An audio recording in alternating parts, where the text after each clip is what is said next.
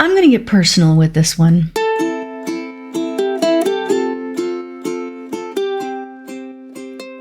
A few years ago, I ended up in the ER for migraines, and it turned out to be kidney failure. Long story short, I'm okay, here we are. That's not what this is about. In the process of trying to diagnose what was going on, they gave me an MRI. That's when we discovered that I had had 2 small strokes. Very small.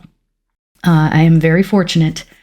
But the thing is, I kind of knew when they'd happened. I had always been what I like to call a geyser creative. It was nothing, or it was goosh, 18,000 words, and then it went back to absolutely nothing again, which is not the right way to do that.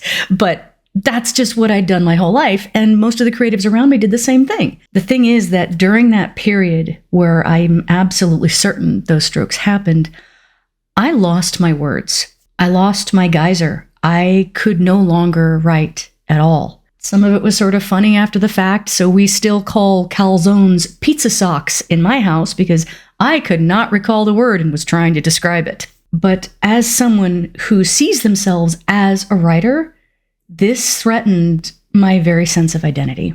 I had been blocked on and off all my life, but this was the first time I really faced the gut-wrenching terror that maybe I was done, that maybe I would never write again. It's a bad fear. It's a terrible fear. It shakes who you are. It messes with a healthy ego because you've told people that you're going to do this thing, that you are an artist, a photographer, a sculptor. And when you're unable to create, it feels like it feels like shame. And it was in the course of recovering from all of this that I began to realize how things like physical therapy mirrored creative block. When your leg is broken, you need to do physical therapy. After the bone is healed, it's not enough. You have to build your muscles back up. You have to work on those tendons. It's not a pleasant thing, but if you want to walk and run properly again, you have to. And when you're starting physical therapy from a place of being laid low, you're not doing it very well at the beginning. When you come out of block, after having been laid low, you're not doing that well either. The thing is, you have the power to do it wrong. You stop and freeze because you don't want to do it wrong. And there's nothing bad about not wanting to do it wrong. But because you're afraid and you can't do it right, you don't do anything. That's how you get stuck. How many times have you looked at the blank page and gone, I don't know. I don't know. You don't have to know. Creation is not a static thing. It is not a place of being that's a pillar sitting there like something out of Ozymandias and getting covered in sand. It is movement. It is action. It is doing. You do not have to know the right thing to do. You just have to do.